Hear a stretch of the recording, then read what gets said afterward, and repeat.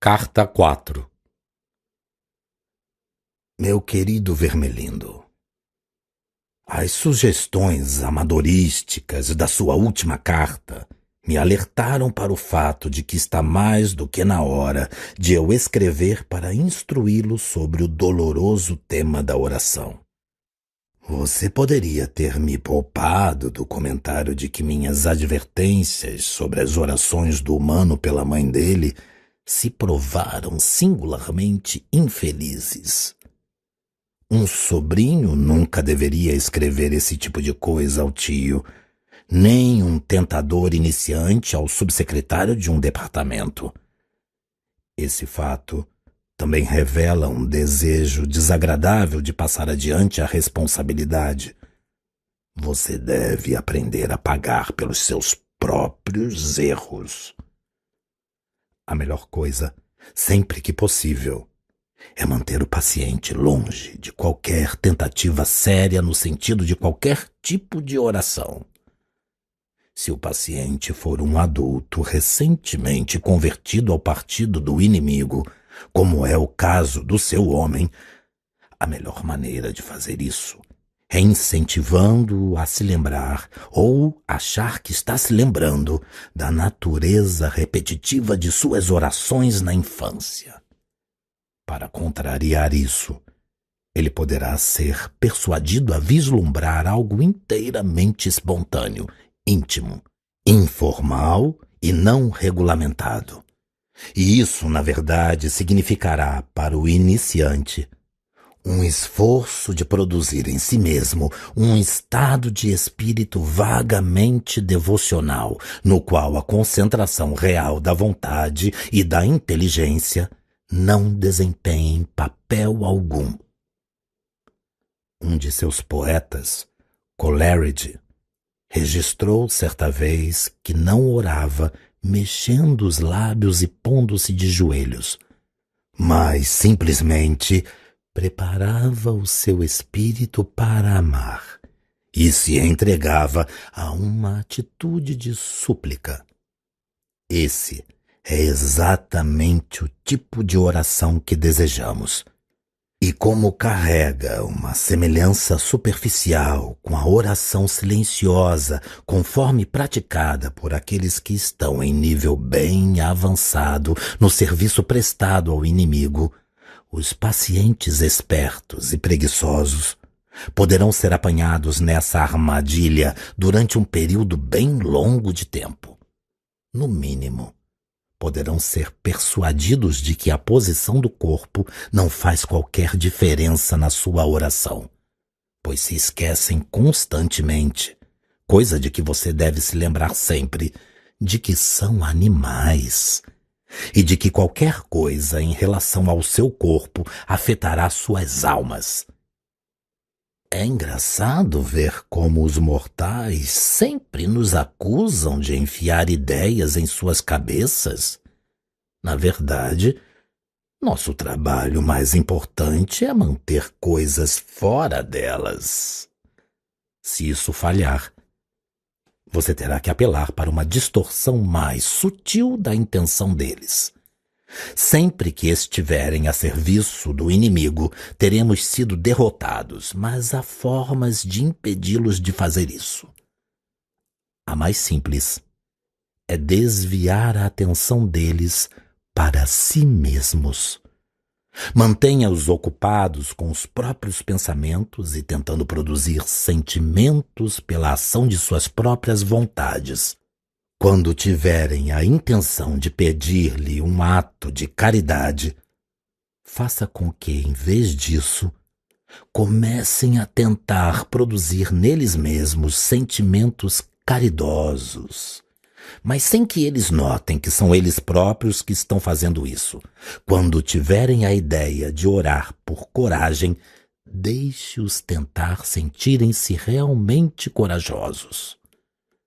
Quando disserem que estão orando por perdão, deixe-os tentar sentirem-se perdoados.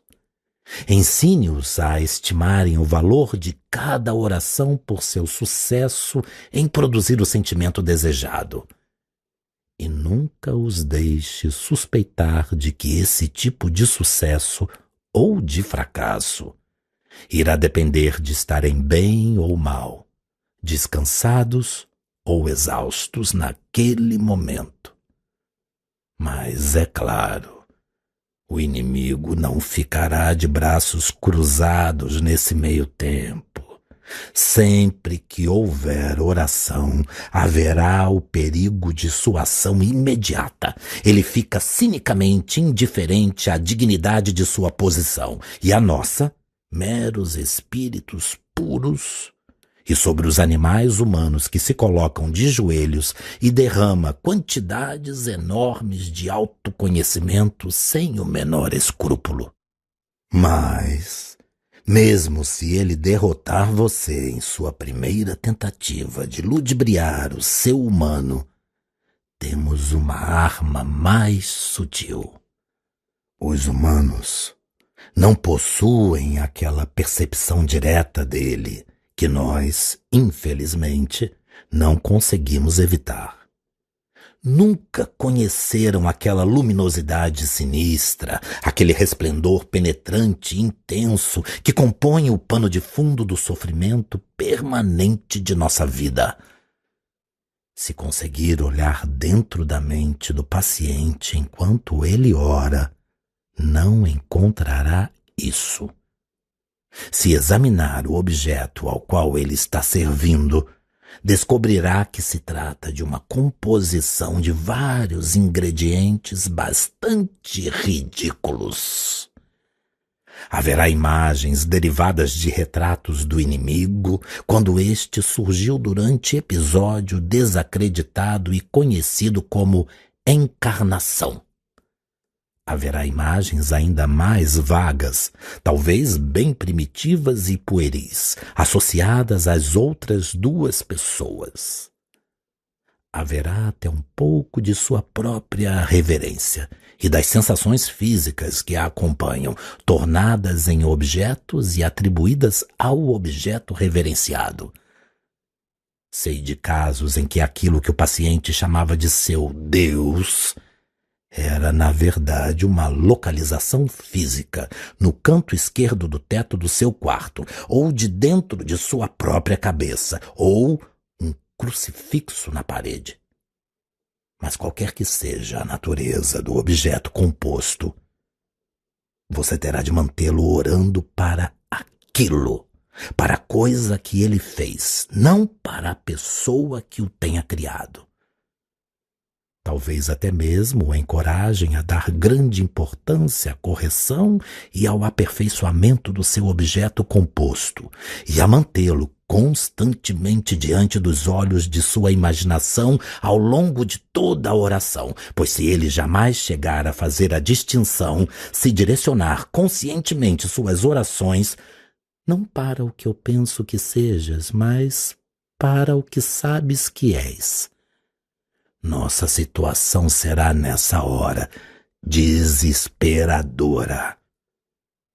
Uma vez que todos os seus pensamentos e imagens tiverem sido descartados ou preservados, mas com o pleno reconhecimento de sua natureza meramente subjetiva, e uma vez que o homem entregar-se à presença completamente real, externa, invisível, que estará com ele no quarto e nunca será conhecida dele como ele é conhecido por ela, então, meu amigo, é que tudo poderá acontecer.